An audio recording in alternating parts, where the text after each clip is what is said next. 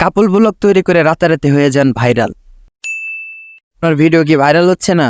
আপনি কি খুবই হতাশ? ভাই আমিও হতাশ, আমার ভিডিও ভাইরাল হচ্ছে না। আমি এত কষ্ট করে ব্লগ তৈরি করি, আমার ব্লগ কেউ দেখেও না। আসলে দেখবে কি করে? আমি তো কাপল ব্লগার না। দেখুন, যারা কাপল ব্লগ করে তাদের কোনো কন্টেন্টই নাই।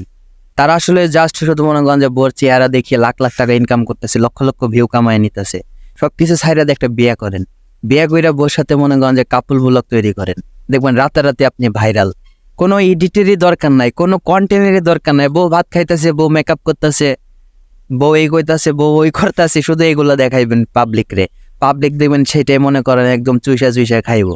তো যারা কাপল ব্লগ তৈরি করে আসলে তাদের পেজে যখন আমি ঢুকি, তাদের চ্যানেলে যখন ঢুকি, আসলে কোনো কন্টেন্টই আমি খুঁজে পাই না।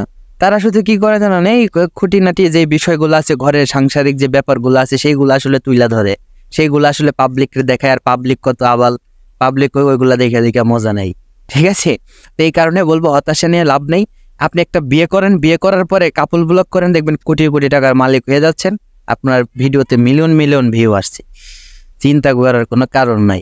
আর এডিট মেডিট বাদ দেন ভাই, কি করবেন? এই যে আমি এত কষ্ট করে ব্লগ ট্লগ তৈরি করি, এত কষ্ট করে এত কথা বলি, কোনো লাভ নাই, কেউ দেখে না।